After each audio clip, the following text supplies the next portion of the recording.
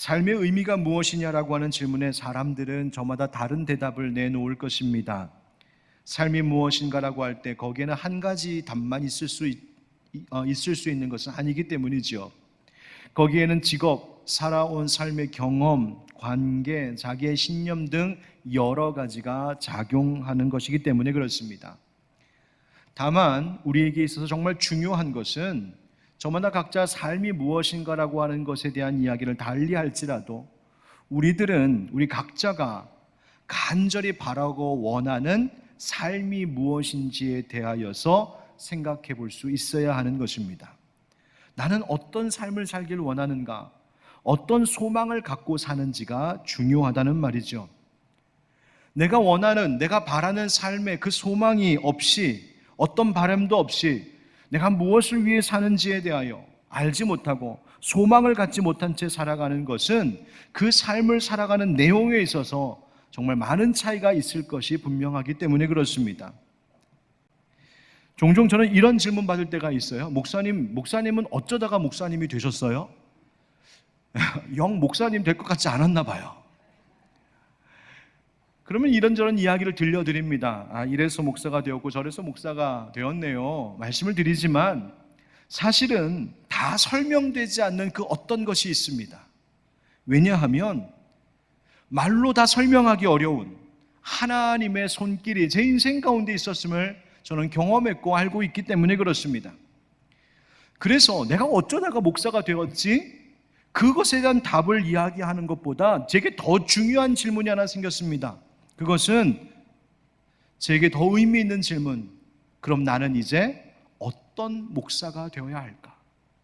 나는 어떤 목회자의 삶을 살고자 하는가? 제가 바라는 소망이 무엇인지를 묻고 그것에 대답하며 살아가는 것이 제게 더 의미 있고 중요한 일이라 깨달아집니다. 목사뿐이겠습니까? 모든 그리스도인의 삶도 마찬가지입니다. 당신이 어쩌다 그리스도인이 되었습니까? 물론 그것에 대해서 대답할 수도 있어야겠지만 사실은 그것보다 더 중요한 것은 나는 지금 현재 어떤 그리스도인으로 살고 있는지, 그리고 나는 앞으로 어떤 그리스도인으로 살기를 소망하며 살고 있는지가 사실 더 중요합니다. 왜? 그것이 결국 내 삶의 역사, 삶의 이야기가 될 것이기 때문입니다. 베드로전서 3장 말씀에 보면 이런 고백이 있습니다. 사도 베드로가 이야기합니다. 그러나 의를 위하여 고난을 받으면 복 있는 자니 그들이 두려워하는 것을 두려워하지 말며 근심하지 말고 너희 마음에 그리스도를 주로 삼아 거룩하게 하고 너희 속에 있는 소망에 관한 이유를 묻는 자에게는 대답할 것을 항상 준비하되 온유와 두려움으로 하라고 말씀합니다. 여러분 보십시오. 사람들이 묻는 겁니다. 아니 당신이 그리스도인으로 살면 고난도 받고 두려움도 있고 근심할 일도 있는데 도대체 그 모든 것을 감수하면서까지 당신이 그리스도인으로 살고자 하는 이유는 무엇입니까? 당신의 삶의 그 소망이 무엇입니까? 라고 묻는다면 그것에 대해서 대답할 준비를 갖고 살아야 된다는 말입니다. 여러분 소망이라고 하는 말은 미래적인 말입니다.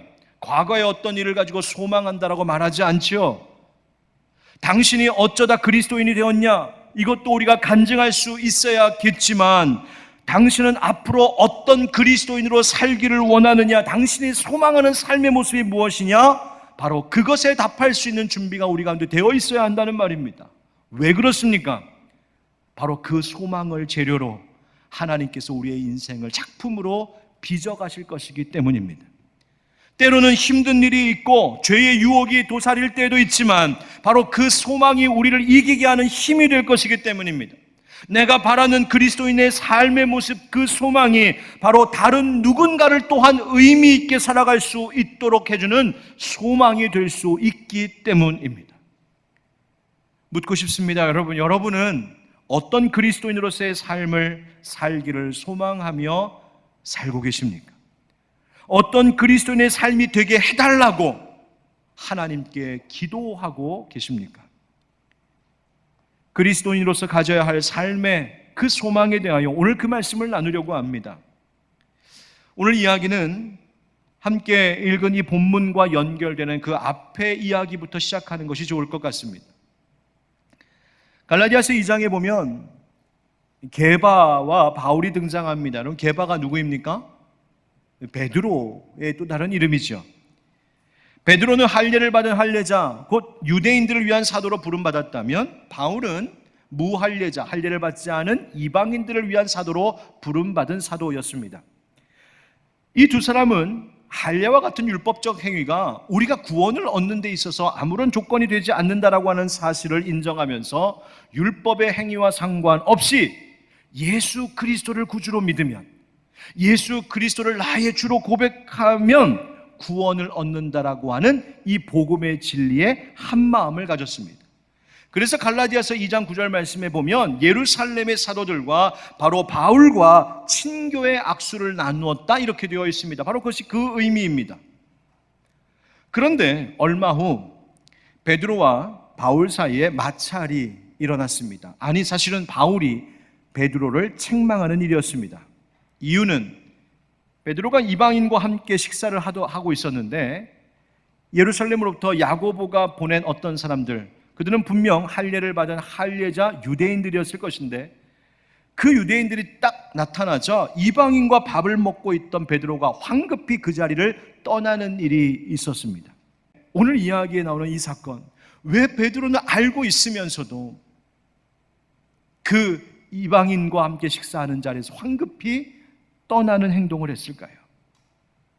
그것은 복음이 주는 자유, 그 진리를 머리로는 알고 있었지만 그 순간에 그렇게 살아내지 못한 이유였습니다. 바울이 이 베드로의 모습을 보고 이렇게 책망하여 이야기합니다. 13절 14절에 남은 유대인들도 그와 같이 외식함으로, 즉 베드로가 외식했다고 말하고 있어요. 바나바도 그들의 외식에 유혹되었느니라. 그러므로 나는 그들이 복음의 진리를 따라 바르게 행하지 아니함을 보고 모든 자 앞에서 게바에게 이르되 내가 유대인으로서 이방인을 따르고 유대인답게 살지 아니하면서 어찌하여 억지로 이방인을 유대인답게 살게 하려느냐 하였노라. 아멘. 바울이 무엇을 책망하는가 봤더니 그 이유가 14절에 나는 그들이 복음의 진리를 따라 바르게 행하지 아니함 때문이었노라고 이야기합니다. 다시 말하면 베드로는 복음의 진리를 알고는 있었지만 복음 안에 있으면 그 모든 율법과 전통과 관습으로부터 자유하다는 사실을 알고 있었지만 행동이 그 아는 것에 따라주지 못했다는 이야기입니다.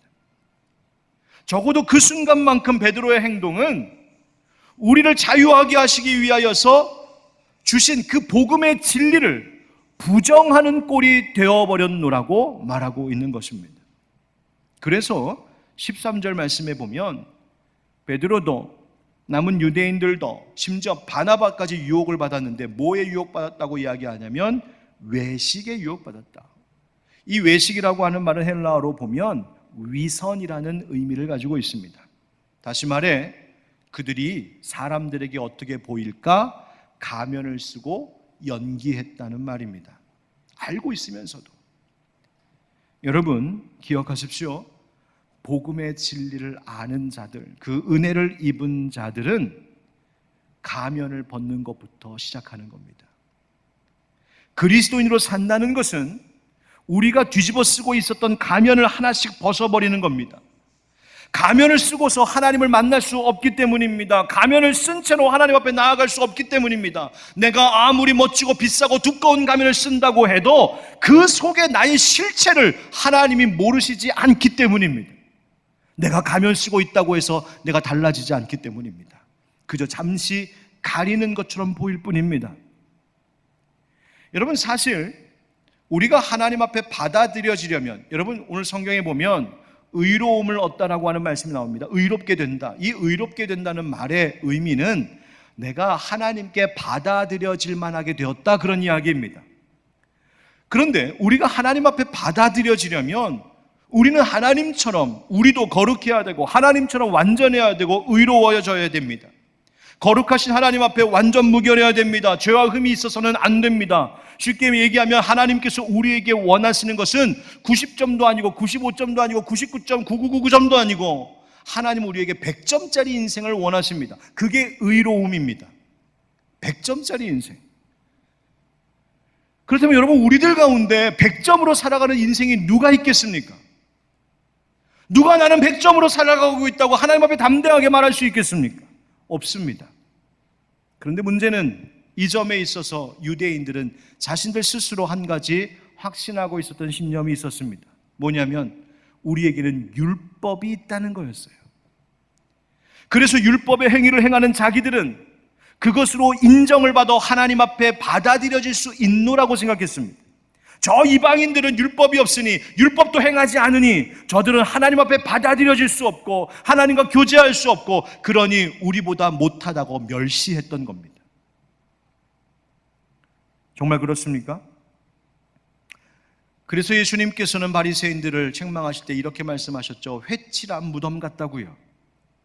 겉으로는 율법을 잘 지키는 것 같고, 겉으로는 사람들에게 인정받을 만한 모습인 것 같고, 겉으로는 꽤나 하나님처럼 거룩 꽤 괜찮은 것처럼 사는 것 같아 보이기는 하지만 그 속은 사실 무엇이라고요? 무덤이라고요. 자, 그렇다면 여러분, 우리는 어떻습니까? 우리는 그들과 다를까요? 혹시 우리도 그러고 신앙생활하고 있는 것은 아닙니까? 우리도 비싼 가면 쓰고 두꺼운 가면 쓰고 신앙생활하고 있는 것은 아니냔 말입니다. 내 속은 여전히 그 가면에 가려져 보이지는 않지만, 드러나지는 않지만, 그 가면 뒤편에 내 속은 여전히 시커먼 무덤인데, 썩어 문드러지고 있는 무덤인데, 겉으로는 마치 아름다운 에덴 동산인 것처럼 그러고 살고 있지는 않느냔 말입니다. 가면을 쓴다고 해결되질 않습니다. 두꺼운 가면이면 가면일수록, 그 가면을 오래 쓰고 있으면 오래 쓰고 있을수록 인간의 속은 더욱더 썩어져가는 무덤과 같이 될 뿐인데, 오히려 그 가면을 더 쓰려고 하고, 벗어뒀던 가면 다시 뒤집어 쓰고, 나보다 더 멋진 가면 쓰고 있는 사람들 보면 부러워하고. 여러분, 우리 스스로의 어떤 힘이나 노력으로, 행위로 우리는 절대 하나님 앞에 설 수 없고 하나님 앞에 받아들여질 수 없는 죄인들입니다. 하나님 앞에 받아들여질 만한 상태가 아닙니다. 자, 그렇다면 아무리 해도 우리는 완전할 수 없고 온전히 정결하지 못한 우리들인데, 여전히 죄의 생각이 있고 여전히 죄의 습관들이 남아있는 우리들인데 어찌하면 좋단 말입니까? 그런 우리를 위하여 하나님 무슨 일을 하셨을까요? 그런 우리의 죄를 보시고도 정죄하지 않으시겠다는 겁니다. 정죄한다는 것이 뭡니까? 마치 법정에서 피고인에게 유죄하고 선고하는 겁니다. 그런데 하나님께서는 우리가 피고석에 서 있는 우리들인데, 우리에게 분명히 죄가 있는데 하나님께서 무죄 선언해 버리신다는 겁니다. 여러분, 오해하지 마십시오. 죄가 없어진 것 아닙니다. 우리에게 죄가 있습니다. 우리의 마음과 생각과 태도와 행동, 이 모든 것들이 여전히 죄 가운데 있습니다. 어느 것 하나 의롭지 못합니다. 그런데 전혀 의롭지 못해도, 완전하게 살지 못하는데도 하나님께서 그 죄에 대하여 정죄하지 않으시겠답니다. 그냥 우리를 받아주시겠답니다. 여러분, 오해하지 말아야 될 것은 우리가 의로워져서 하나님께서 우리를 받아주시는 것이 아니란 말입니다. 우리가 의로운 행위를 잘해서 아니랍니다. 우리가 잘 배우고 열심히 노력하고 훈련받아서 내 인격이, 성품이, 내 삶이 뭔가 이전보다 점점점 좋아져서, 그래서 하나님께서 받아주실 만큼 내가 의로워져서가 아닙니다. 그런데 하나님께서 오늘 말씀하시는 것은 우리의 상태와 상관없이 그냥 받아주시겠답니다. 여러분, 의로움이라고 하는 것은, 즉 하나님께 받아들여진다는 것은 내가 그렇게 되는 것이 아니라, 기억하십시오, 의로움은 얻는 것입니다. 내가 되는 것과 얻는 것은 전혀 다른 이야기입니다. 마치 옷을 덧입듯이 그냥 그렇게 입혀주시는 겁니다. 세상 사람은 이해가 되지 않습니다. 아니, 어떻게 그럴 수 있어? 그런데 그럴 수 있는 이유가 있습니다. 그저 우리를 의롭게 여겨주시고 그 의의 옷을 입혀주신대요. 그러니 가면을 쓸 필요가 없는 것이죠. 오히려 그런 사랑을 받고도, 그 은혜를 받고도 자꾸만 세상에 가면 쓰고 살려고 하면 하나님께서 우리에게 베풀어 주신 사랑과 은혜의 의미를 무의미하게 만들고 하나님 행하신 사랑의 일들을 부정하는 꼴이 되고 마는 겁니다. 자, 그렇다면 도대체 우리에게 어떤 일이 일어났길래 우리 더 이상 가면 쓸 필요도 없이 그냥 있는 모습 그대로 하나님 우리를 정죄하지 아니하시고 받아주신다고 말씀하시는 걸까요? 오늘 본문 16절 말씀을 우리 한번 같이 읽어보겠습니다. 시작. 사람이 의롭게 되는 것은 율법의 행위로 말미암음이 아니요 오직 예수 그리스도를 믿음으로 말미암는 줄 알므로 우리도 그리스도 예수를 믿나니 이는 우리가 율법의 행위로서가 아니고 그리스도를 믿음으로써 의롭다함을 얻으려 함이라. 율법의 행위로서는 의롭다함을 얻을 육체가 없느니라. 아멘. 율법의 행위, 즉 사람의 힘으로는 의롭게 될 자가 아무도 없답니다. 그런데 16절에 시작하는 말처럼 사람이 의롭게 되는 것은, 즉 하나님께 받아들여질 수 있는 것은 한 가지 이유가 있으니 그것은 바로 오직 예수 그리스도를 믿음으로라고 말하고 있습니다. 하나님은 의로우신데 인간이 그렇지 않으니 하나님과 우리 사이에 그 큰 벽이 있어서 도무지 하나님 앞에 받아들여질 수 없고 하나님과 교제할 수 없고 하나님과 함께할 수 없고 하나님이 주실 은혜도 복도 기대할 수 없는 우리 인생들이었는데 하나님이 우리를 받아주신대요. 그냥 있는 모습 그대로. 무엇 때문에? 우리가 오직 예수 그리스도를 믿음으로. 그 예수님이 뭘 하셨습니까? 바로 율법이 우리에게 요구했던 바로 그 죄에 대한 대가를 예수님이 대신 담당하시고 십자가에서 죽으신 것. 그래서 그 예수님을 믿으면, 예수님 때문에, 예수님을 나의 구주로 주인으로 삼으면 그 예수님 때문에 나를 하나님께서 받아주시겠다는 것이 바로 복음의 진리입니다. 예수님이 십자가 지신 그 행하신 의로 그냥 덮어주시겠다는 거예요. 이 은혜를 받은 자들이 바로 우리랍니다.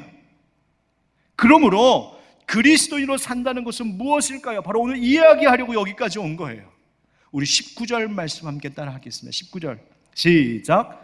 내가 율법으로 말미암아 율법에 대하여 죽었나니 이는 하나님에 대하여 살려 함이라. 아멘. 율법에 대하여는 죽고 하나님에 대하여는 뭐 한다고요? 살려고 한다. 여러분 이 말 좀 어렵지 않으십니까? 무슨 뜻일까요? 이 말은 내가 율법 앞에서는 이 율법의 정죄와 심판으로 난 이미 죽었다는 말입니다. 아니 바울이 언제 죽었어요? 멀쩡하게 지금 이 편지를 쓰고 있는데 우리가 언제 죽었어요? 우리 이렇게 살아있는데. 그런데 여기서 바로 예수님과 우리의 신비한 연합이 나타나는 거예요. 예수님께서 십자가에서 그 죽으심이 곧 나의 죽음임을 인정받고 고백하는 것, 그것이 믿음이라는 것입니다. 하나님이 그렇게 여겨주신대요. 그래서 로마서 6장 말씀에 보면 이렇게 말하고 있죠. 무릇 그리스도 예수와 합하여 세례를 받은 우리는 그의 죽으심과 합하여 세례를 받은 줄 알지 못하느냐.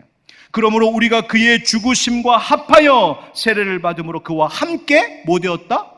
장사되었다. 이는 아버지의 영광으로 말미암아 그리스도를 죽은 자 가운데서 살리심과 같이 우리로 또한 새 생명 가운데서 행하게 하려 함이라. 할렐루야. 예수님이 죽으실 때 나도 죽은 것으로 하나님 인정해 주신다는 거예요. 예수님께서 살아나심을 믿을 때에 우리도 다시 살 소망을 주신다는 거예요. 그러니 더는 율법이 우리에게 뭘 요구할 수 없어요. 율법이 우리를 정죄할 수 없게 되었다는 거예요. 그래서 율법에 대하여 죽었다는 말이 바로 그 의미입니다. 율법이 세상이 사람들이 나에게 뭘 요구할 것이 없게 되었다고요. 그러므로 더 이상 그리스도인으로 산다는 것은 나의 어떤 행위에 매달려 살 필요가 없게 되었다는 말입니다. 더 이상 가면 쓰고 살 이유가 없게 되었다는 겁니다. 사람들에게 인정받으려고 애쓸 이유가 없게 되었다는 거예요. 왜? 더 이상 율법이 나에게 요구할 것이 없게 되었기 때문에. 예수님이 그 대가를 다 치르셨기 때문에. 자, 그렇다면 도대체 그리스도인은 무엇으로 사는 것일까요? 그렇다면 그런 은혜를 받은 그리스도인은 무엇을 소망하며 사는 것일까요? 함께 따라하겠습니다. 날 사랑하신 그리스도를 위해 살고 싶을 뿐입니다. 오늘 20절 말씀이 그겁니다. 20절 함께 읽어봅시다. 시작. 내가 그리스도와 함께 십자가에 못 박혔나니 그런즉 이제는 내가 사는 것이 아니요 오직 내 안에 그리스도께서 사시는 것이라. 이제 내가 육체 가운데 사는 것은 나를 사랑하사 나를 위하여 자기 자신을 버리신 하나님의 아들을 믿는 믿음 안에서 사는 것이나. 아멘. 아멘. 이제 그리스도인으로 산다는 것은 바로 그 은혜로 삶을 믿는다는 것입니다. 여러분, 그 은혜이지만 그래서 어떻게 될까요? 또다시 가면 쓰는 것이죠. 그 은혜 잊어버리고 나면 또다시 가면 쓰고 위선에 빠져 삽니다. 그 가면 챙겨지지 않으면 두려움에 빠져 사는 겁니다. 남들이 나보다 더 멋진 가면 쓰면 부러워하고 시기하고, 누군가 나보다 못난 가면 쓰면 얕보고 비난하는 겁니다. 이것이 우리에게 우월감에 취하게 하기도 하고, 이러한 것이 차별과 분열을 조장하기도 하는 거예요. 다른 누군가에게 의롭게 보이려고 애쓴 바로 그것 때문에. 그런데 여러분, 이제 그리스도인으로 살아간다는 것, 그것은 내가 쓰고 있던 가면 다 벗어버리고, 내가 자랑했던 것 다 내려놓고, 가면 쓰고 있어도 다 아시는 주님, 있는 모습 그대로를 그냥 받아주시고, 오히려 예수 그리스도의 의로운 그 옷으로 나를 덧입혀 주신 바로 그 주님을 위해 사는 것, 나 그냥 예수님 때문에 사는 겁니다 하는 것, 바로 그것이 그리스도인으로 살아가는 것입니다. 사도 바울의 말을 빌리자면, 나를 받아주시고 나를 사랑하사 나를 위하여 자기 자신을 버리신 하나님의 아들 예수 그리스도를 위하여서 살기를 원할 뿐이라는 말입니다. 이것이 그리스도 복음의 진리를 따라 바르게 행하는 것이요, 그리스도인이 사는 의미입니다.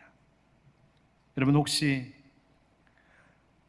사람들이 여러분에게 왜 당신은 그리스도인으로 삽니까?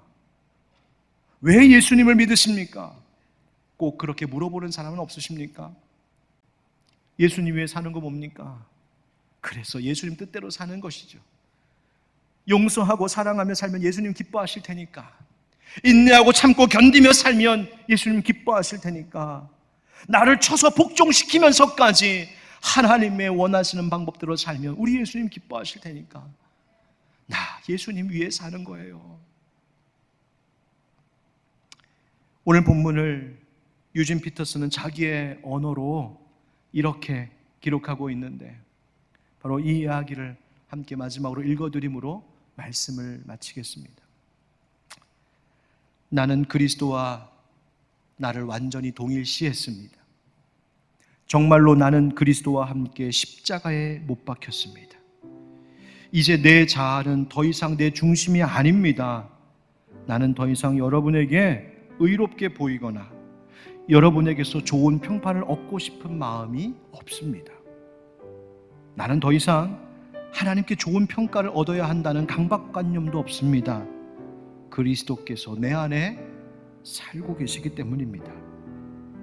여러분이 보는 내 삶은 나의 것이 아니라 나를 사랑하시고 나를 위해 자기 목숨을 내어주신 하나님의 아들을 믿는 믿음으로 그분 위하여 살아가는 겁니다. 나는 그 어떤 어려움과 시련이 있어도 이 삶을 절대 저버리지 않을 것입니다. 여러분, 누군가가 여러분에게 왜 당신은 그리스도인으로 삽니까? 왜 그렇게 참고 삽니까? 왜 그렇게 답답하게 삽니까? 왜 손해보고 삽니까? 왜 어려운 길을 자처하며 삽니까? 물으시거든. 그 앞에 당황하지 마시고 담담히 대답하십시오. 날 그냥 그렇게 사랑해 주신 예수님 기쁘시게 해드리고 싶어서 나 예수님 때문에 그렇게 사는 겁니다. 거기에 생명이 있고 거기에 힘이 있고 거기에 하나님의 복이 있을 줄 믿습니다.